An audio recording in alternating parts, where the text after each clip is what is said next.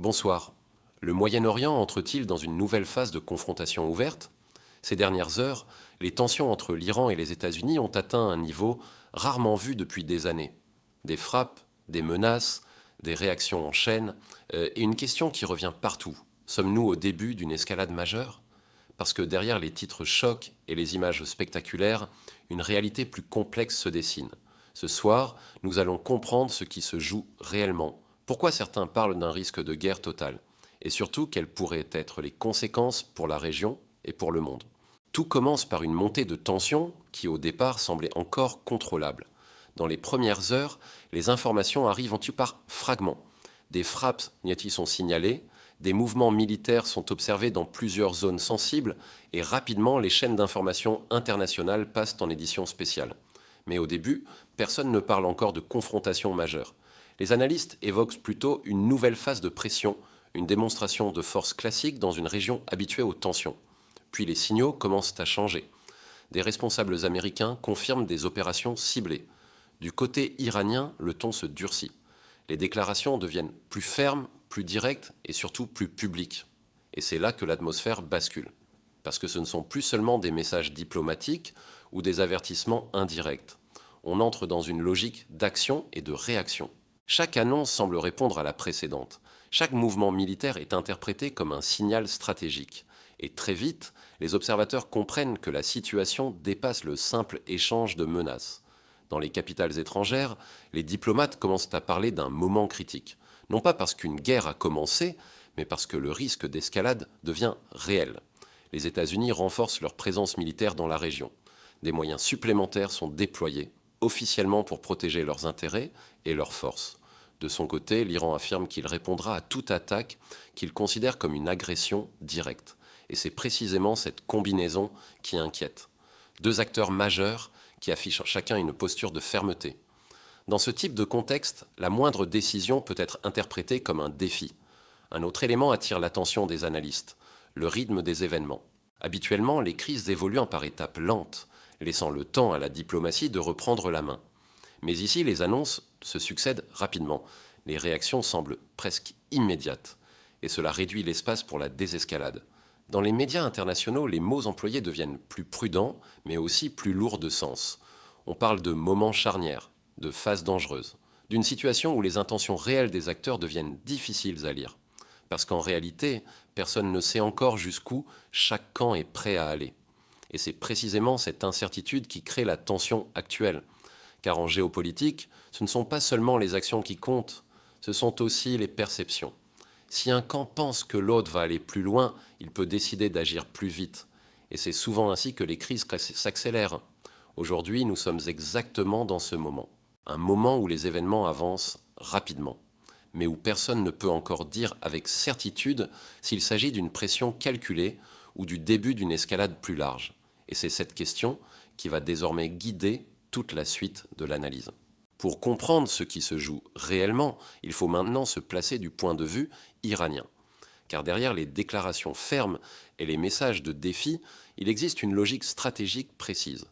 Dans la vision de Téhéran, montrer une faiblesse peut être perçu comme un risque majeur. Depuis des années, la stratégie iranienne repose sur un équilibre subtil. Afficher une capacité de réponse suffisante pour dissuader toute pression extérieure, tout en évitant une confrontation directe trop coûteuse. Mais lorsque des frappes touchent des intérêts considérés comme sensibles, le pouvoir se retrouve face à un dilemme. Réagir trop faiblement pourrait être interprété comme un signe de vulnérabilité. Réagir trop fortement pourrait au contraire déclencher une escalade incontrôlable. C'est dans cet espace très étroit que se situe aujourd'hui la stratégie iranienne. Les déclarations officielles deviennent plus dures. Les responsables parlent de riposte, de défense nationale, de lignes rouges à ne pas franchir. Mais ces mots ont aussi une fonction interne. Ils servent à montrer à la population que le pays reste fort, que le pouvoir garde le contrôle et qu'il n'accepte pas d'être placé sous pression. Un autre élément est important. Le discours iranien s'adresse autant à ses adversaires qu'à ses alliés régionaux. Dans un contexte où plusieurs acteurs observent attentivement la situation, Téhéran cherche à maintenir une image de solidité stratégique, parce que dans cette région, la perception de la force joue un rôle central. Mais c'est précisément là que le risque augmente. Lorsque deux acteurs utilisent un langage de fermeté en même temps, la marge de manœuvre se réduit. Chaque mot devient un signal. Chaque déclaration peut être interprétée comme une intention réelle d'aller plus loin. Et parfois, ce ne sont pas les actions elles-mêmes qui créent dans l'escalade, mais la manière dont elles sont perçues. Les analystes parlent alors d'un phénomène bien connu, l'erreur de calcul. Un camp pense envoyer un message de dissuasion. L'autre y voit une provocation. Et la tension monte d'un cran. Aujourd'hui, c'est exactement ce scénario que beaucoup redoutent. Car même si l'Iran affirme vouloir défendre ses intérêts, rien ne permet encore de dire jusqu'où cette stratégie ira. Est-ce une posture destinée à négocier en position de force, ou le début d'une phase plus risquée? La réponse reste incertaine, mais une chose est claire. Le discours iranien actuel ne cherche pas seulement à répondre aux événements, il cherche aussi à influencer la perception du rapport de force. Et dans un moment où chaque signal compte, cette bataille des perceptions devient presque aussi importante que les actions elles-mêmes. Du côté américain, la réponse s'inscrit dans une logique différente, mais tout aussi calculée. Washington cherche avant tout à envoyer un message de contrôle. L'objectif affiché est clair, montrer que les États-Unis restent capables de protéger leurs intérêts, leurs forces présentes dans la région et leurs alliés. Dans les heures qui suivent la montée des tensions, plusieurs signaux apparaissent. Renforcement de la présence militaire, déploiement supplémentaire, message public insistant sur la capacité de réaction rapide. Officiellement, il s'agit de mesures défensives. Mais en géopolitique, la frontière entre posture défensive et démonstration de force est souvent mince, et c'est précisément là que la tension augmente. Parce que ce qui est présenté comme une mesure de protection peut être interprété autrement par l'adversaire. Du point de vue américain, montrer sa puissance permet de dissuader toute escalade. Du point de vue iranien, ces mouvements peuvent être perçus comme une pression supplémentaire. Et lorsque deux acteurs interprètent différemment les mêmes actions, le risque d'incompréhension grandit. Un autre élément joue un rôle important. Les États-Unis doivent aussi envoyer un message à leurs alliés. Dans une région où plusieurs partenaires dépendent de garanties de sécurité, afficher une posture ferme devient essentiel pour maintenir la crédibilité stratégique. Mais cette logique crée une dynamique particulière. Chaque action devient visible, chaque mouvement est analysé en temps réel, et plus la visibilité augmente, plus les décisions sont prises sous pression. Les analystes parlent souvent d'un effet miroir. Chaque camp observe l'autre, anticipe ses intentions, puis ajuste sa propre stratégie. Le problème, c'est que cette dynamique peut accélérer la montée de tension, même si aucun acteur ne souhaite réellement une guerre ouverte. Un renforcement militaire appelle une réponse. Une déclaration ferme entraîne une autre déclaration, et progressivement, la marge pour revenir en arrière se réduit. C'est exactement ce que l'on observe aujourd'hui. Les messages américains restent officiellement mesurés. Mais le ton est ferme. Et dans ce type de contexte, la fermeté elle-même devient un signal stratégique. Un signal qui peut rassurer certains, mais inquiéter d'autres. Car la grande question reste la même. Jusqu'où chaque camp est-il prêt à aller pour éviter de paraître faible? Et c'est cette question qui transforme une crise régionale en situation potentiellement plus large. Parce qu'à ce stade, la confrontation ne se joue plus seulement sur le terrain militaire. Elle se joue aussi dans la perception, dans la psychologie du rapport de force. Et lorsque deux puissances avancent simultanément dans une logique de dissuasion, la moindre erreur de lecture peut avoir des conséquences majeures. Le véritable danger aujourd'hui ne vient pas seulement d'une confrontation directe entre l'Iran et les États-Unis. Le danger vient de la région elle-même. Parce que le Moyen-Orient fonctionne comme un système extrêmement connecté, où chaque acteur est lié à d'autres par des alliances, des intérêts ou des rivalités anciennes. Dans ce contexte, une crise entre deux pays peut rapidement dépasser son cadre initial. Un incident local peut provoquer des réactions en chaîne. Une décision prise pour envoyer un message peut être interprétée comme un changement de stratégie. Et soudain, plusieurs fronts peuvent s'ouvrir en même temps. C'est précisément ce scénario que redoutent les diplomates.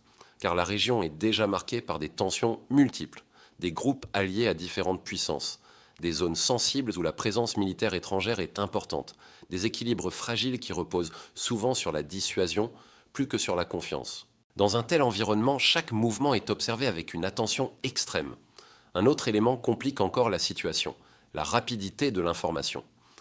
Aujourd'hui, les images circulent instantanément, les déclarations politiques sont analysées en temps réel, et les dirigeants se retrouvent sous pression pour réagir vite. Mais plus les décisions sont prises rapidement, plus le risque d'erreur augmente. Un geste défensif peut être perçu comme offensif. Une manœuvre de précaution peut être interprétée comme une préparation à l'attaque. Et dans un climat déjà tendu, ces interprétations peuvent suffire à faire monter la pression. Les analystes parlent souvent d'une spirale, une succession d'actions qui, individuellement, semblent contrôlées, mais qui, ensemble, créent une dynamique difficile à arrêter. Personne ne veut officiellement une guerre régionale, mais chacun cherche à montrer qu'il reste fort. Et c'est justement cette logique qui rend la situation dangereuse. Parce que plus la tension monte, plus il devient difficile pour un acteur de faire un pas en arrière sans perdre en crédibilité. Un autre point est souvent sous-estimé: les conséquences économiques. Le Moyen-Orient reste une région stratégique pour l'énergie mondiale. La moindre inquiétude sur la stabilité régionale peut avoir des effets immédiats sur les marchés. Et cela ajoute une pression supplémentaire sur les décisions politiques. Car au-delà du terrain militaire, les conséquences d'une escalade seraient globales. Aujourd'hui, ce que l'on observe ressemble donc à un équilibre extrêmement fragile. Un moment où chaque acteur avance avec prudence, tout en se préparant au pire scénario. Et c'est pour cela que le monde entier regarde attentivement ce qui va se passer ensuite. Parce qu'à ce stade, une seule décision peut suffire à changer la trajectoire de la crise. À ce stade, une question domine toutes les analyses. Que peut-il se passer maintenant? Parce qu'en réalité, nous sommes dans une phase où plusieurs scénarios restent ouverts. Et c'est précisément cette incertitude qui rend la situation aussi sensible. Le premier scénario serait celui d'une escalade contrôlée. Les tensions restent fortes, les déclarations continuent, mais chaque camp limite ses actions pour éviter de franchir un seuil irréversible. Dans ce cas, la crise resterait intense, mais contenue. Des canaux diplomatiques qui pourraient reprendre progressivement leur rôle, et la situation finirait par se stabiliser. C'est un scénario déjà vu dans l'histoire récente, mais il nécessite une chose essentielle: que tous les acteurs acceptent de ralentir en même temps. Et dans une crise aussi tendue, ce n'est jamais garanti. Le deuxième scénario serait une confrontation prolongée, sans guerre totale. Des actions limitées, des réponses ciblées, une tension constante qui s'installe dans la durée. Ce type de situation peut durer longtemps, mais il crée une instabilité permanente, où chaque incident risque de relancer l'escalade. Et puis il existe un troisième scénario, celui qui inquiète le plus les observateurs. Une succession de réactions qui finirait par dépasser les intentions initiales des deux camps. Pas forcément parce qu'un acteur cherche la guerre, mais parce que les événements s'enchaînent trop vite. Un incident mal interprété, une riposte jugée excessive, une décision prise sous pression, et soudain, la logique de retenue disparaît. L'histoire montre que beaucoup de grandes crises ont commencé ainsi, par une accumulation de décisions qui semblaient, au départ, limitées. Un autre élément rend la situation encore plus imprévisible. Personne ne sait exactement comment chaque camp interprète les signaux envoyés par l'autre. Et en géopolitique, la perception peut être aussi déterminante que la réalité.